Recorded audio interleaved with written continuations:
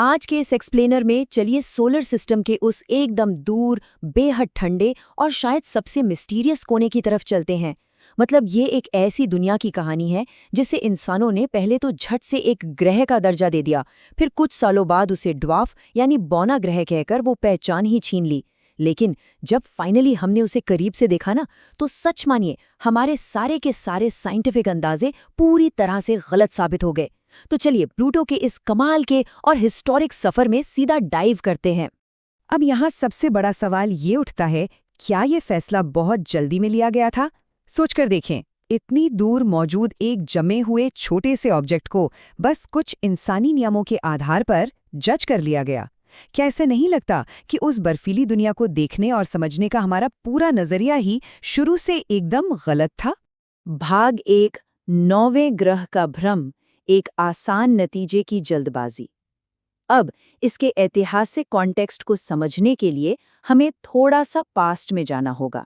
ये वो दौर था जब पूरी दुनिया सोलर सिस्टम के इस बाहरी हिस्से के लिए बस एक आसान और साफ सुथरा सा एंडिंग ढूंढ रही थी।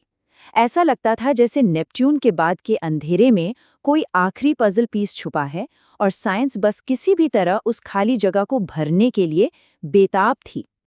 और फिर आता है साल 1930, जब क्लाइड टॉम्बो ने आसमान की तस्वीरों में रोशनी का एक बहुत ही छोटा सा, बस हिलता हुआ सा बिंदु खोजा। सबसे हैरानी की बात तो यह है कि तब तक किसी ने भी प्लूटो की सतह, उसके पहाड़ या उसके मौसम की एक झलक तक नहीं देखी थी। वो लिटरली सिर्फ एक चमकता हुआ डॉट था।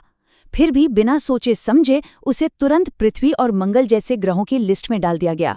दरअसल उस वक्त की मानसिकता कुछ ऐसी ही थी, नाम पहले दे दो, समझ तो बाद में आ ही जाएगी। इंसानों को ना सोलर सिस्टम का एक बड़ा ही सिंपल और कंप्लीट सा नक्शा चाहिए था। नेपच्यून के बाद एक आखिरी ग्रह, ये आइडिया ही अपने आप में बड़ा सुकून देने वाला था। इसीलिए एक ऐसी दुनिया पर जिसे ठीक से देखा तक नहीं गया था, एक परमानेंट लेबल चिपका दिया गया, क्योंकि वो उस वक्त सही लग रहा था। भाग 2, प्लूटो का डिमोशन, 76 साल पुराने भ्रम का टूटना।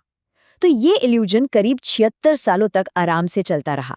लेकिन जैसे जैसे हमारे टेलीस्कोप्स एडवांस हुए, कहानी पूरी तरह से पलटने लगी। नेपच्यून के पार का वो इलाका, जिसे हम काइपर बेल्ट कहते हैं, वो बिल्कुल भी खाली नहीं निकला। पता चला कि प्लूटो वहां अंधेरे में बैठा कोई अकेला राजा नहीं है, बल्कि वो तो बर्फीले ऑब्जेक्ट्स की एक बहुत बड़ी भीड़ का सिर्फ एक छोटा सा हिस्सा है। और बस यहीं से प्लूटो की वो प्लैनेट वाली पुरानी पहचान खतरे में पड़ गई। इसके बाद आया 2006 का वो साल जब प्राग में इंटरनेशनल एस्ट्रोनॉमिकल यूनियन की एक बहुत ही क्रिटिकल मीटिंग हुई। इस मीटिंग में तय किया गया कि आखिर एक ग्रह होता क्या है। इसके लिए 3 एकदम सख्त नियम बनाए गए। पहला, उसे सूरज का चक्कर लगाना चाहिए। दूसरा, उसका आकार लगभग गोल होना चाहिए। और तीसरा, जो सबसे इम्पोर्टेंट था, उसे अपनी कक्षा यानी अपने ऑर्बिट के आसपास का पूरा इलाका साफ रखना चाहिए। और यहीं पर आता है कहानी का सबसे बड़ा ट्विस्ट। प्लूटो ने पहले 2 टेस्ट तो बड़े आराम से पास कर लिए। वो सूरज की चक्कर भी लगाता है और शेप में भी गोल है। लेकिन वो तीसरे नियम में बुरी तरह फेल हो गया। क्यों? क्योंकि वो अपने ऑर्बिट में अकेला नहीं है, बल्कि वो काइपर बेल्ट की उस भारी भीड़ के साथ अपना रास्ता शेयर करता है। यहाँ ध्यान देने वाली बात यह है कि प्लूटो में खुद कोई बदलाव नहीं आया था। वो पहले जैसा ही था, उसका आकार, उसकी बर्फ, सब कुछ। अगर कुछ बदला था तो वो थी इंसानों की बनाई हुई रूल बुक। इस ड्वार्फ प्लैनेट या बौने ग्रह के नए टैग ने लोगों को काफी इमोशनल कर दिया, क्योंकि इसने किताबों में छपी बचपन की उस तस्वीर को एक झटके में तोड़ दिया था, जिस पर हम सब ने सालों साल बिना सवाल किए विश्वास किया था। भाग 3, 2015 का सबसे बड़ा सरप्राइज, उम्मीदों से परे एक छिपी हुई दुनिया। देखिए, साइंस की सबसे खूबसूरत बात ही यही है कि जब हम किसी चीज को पूरी तरह से खारिज करने वाले होते हैं ना, तभी वो हमें सबसे ज्यादा चौंका देती है। जिस वक्त पूरी दुनिया प्लूटो को एक उबाऊ मृत बर्फ का गोला मानकर साइडलाइन कर रही थी, ठीक उसी समय एक स्पेसक्राफ्ट उसकी तरफ पूरी स्पीड से बढ़ रहा था, ये साबित करने के लिए कि हम सब कितने गलत थे। 1930 में इसकी खोज हुई, 2006 में इसे डिमोट करके ड्वार्फ प्लैनेट बना दिया गया। और फिर आया साल 2015, जब नासा का new horizon spacecraft finally Pluto के पास से गुजरा। इस फ्लाईबाय ने जो हाई रेजोल्यूशन तस्वीरें धरती पर भेजी, उन्होंने सच में हमारे सारे पुराने अनुमानों को हमेशा हमेशा के लिए चकनाचूर कर दिया। उन तस्वीरों को देखकर पूरी साइंटिफिक कम्युनिटी लिटरली सदमे में थी। जहां लोग एक मरे हुए गड्ढों से भरे बोरिंग से पत्थर की उम्मीद कर रहे थे, वहां क्या दिखा? अजीबोगरीब टेक्सचर्स, बेहद चमकदार इलाके और सतह पर एक विशाल, एकदम साफ दिखने वाला दिल का आकार। ये कोई मजाक नहीं था। इस खूबसूरत इलाके को बाद में टॉम्बो रिजियो नाम दिया गया। भाग 4, एक सक्रिय छिपी हुई दुनिया, गहरी ठंड में जटिल विसंगतियां। सतह पर मौजूद इस दिल के आकार ने एक बात तो साफ कर दी थी कि प्लूटो सिर्फ एक जमा हुआ पत्थर तो बिल्कुल नहीं है। तो चलिए उन जियोलॉजिकल चमत्कारों में थोड़ा और डीप डाइव करते हैं, जिन्होंने साइंटिस्ट्स को ये मानने पर मजबूर कर दिया कि ये छोटी सी दुनिया आज भी अंदर से पूरी तरह अलाइव और एक्टिव है। इस विशाल दिल के पश्चिमी हिस्से में एक बहुत बड़ा बर्फीला मैदान है, जिसे स्पुटनिक प्लैनिशिया कहा जाता है। रिसर्चर्स ने पाया कि यहाँ मौजूद नाइट्रोजन की बर्फ संवहन यानी कन्वेक्शन कर रही है। इसे समझने के लिए ऐसा इमेजिन किया जा सकता है जैसे ये बहुत ही धीमी गति से चलने वाला कोई जायंट बर्फीला लावा लैंप हो। ये प्रोसेस वहाँ की सतह को लगातार आज भी बदल रहा है। जरा प्लूटो के इन इम्पॉसिबल लगने वाली एक्टिविटीज पर गौर करें। वहाँ बहते हुए नाइट्रोजन ग्लेशियर्स हैं, वहाँ का एटमॉस्फेरिक प्रेशर यानी वायुमंडलीय दबाव बदलता रहता है, वहाँ प्रॉपर मौसमी चक्र चलते हैं, और तो और सतह के नीचे एक लिक्विड वाटर ओशन यानी पानी का महासागर होने की भी पूरी संभावना है। No way right? ये सब इस बात का भारी सबूत है कि प्लूटो एक बेहद डायनामिक और एक्टिव दुनिया है। ये सिर्फ एक बौना ग्रह वाला टैग डिजर्व नहीं करता।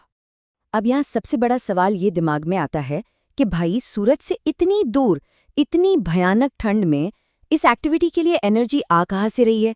तो इसका जवाब ये माना जाता है कि प्लूटो के कोर में मौजूद रेडियो एक्टिव एलिमेंट्स के टूटने यानी डिके होने से जो गर्मी पैदा होती है, वो इसके गहरे अंदरूनी हिस्से को पूरी तरह से जमने से रोक रही है। और इसी वजह से उस छिपे हुए महासागर वाली थ्योरी पर अब बहुत सीरियस साइंटिफिक डिस्कशंस हो रहे हैं। और बात सिर्फ यहीं खत्म नहीं होती। प्लूटो का अपने सबसे बड़े चंद्रमा शायरन के साथ जो रिश्ता है वो भी एकदम अनोखा है। ये किसी नॉर्मल ग्रह और चंद्रमा की तरह नहीं है, बल्कि ये दोनों एक ऐसा सेंटर पॉइंट शेयर करते हैं जो प्लूटो के बाहर स्पेस में स्थित है। ये दोनों एक साथ एक ऐसे बाइनरी डांस में लॉक हैं जो हमारे पूरे सोलर सिस्टम में कहीं और देखने को नहीं मिलता। बिल्कुल अद्भुत। भाग 5, विज्ञान की असली सच्चाई, डिब्बों से बाहर देखना। तो चलिए अब इस एक्सप्लेनर के आखिरी और सबसे इम्पोर्टेंट हिस्से की तरफ बढ़ते हैं। 2015 का न्यू होराइजन्स मिशन तो बस एक बहुत ही तेज फ्लाई बाय था, महज एक छोटी सी झलक। इस दुनिया की असली गहराई और इसके रहस्यों को पूरी तरह समझने के लिए हमें पक्के तौर पर एक ऑर्बिटर मिशन की जरूरत है जो वहां जाकर रुके और स्टडी करे। क्योंकि देखिए, विज्ञान का असली काम चीजों को सुविधाजनक डिब्बों में बंद करना नहीं है, बल्कि उन डिब्बों को तोड़ना है। ग्रह या बौना ग्रह जैसे ये जो सिंपल से लेबल्स है ना, ये इस एक्टिव, लेयर्ड और लगातार बदलती दुनिया की सच्चाई को बयां करने के लिए बिल्कुल काफी नहीं है। इस एक्सप्लेनर से हमें यही समझ आता है कि नेचर को हमारे बनाए लेबल्स की कोई खास परवाह नहीं है। आज के इस एक्सप्लेनर का पूरा सार इसी एक बात में छिपा है। लेबल्स किसी दुनिया की असली वैल्यू तय नहीं करते। दूरी का मतलब रहस्य है, बोरियत नहीं। इंसानों ने बड़ी आसानी से मान लिया था कि जो चीज हमसे इतनी दूर है वो यकीनन एकदम बोरिंग होगी, लेकिन प्लूटो ने अपनी असीम जटिलता और अपने विशाल रहस्यों से हमारे उस अहंकार को तोड़ दिया।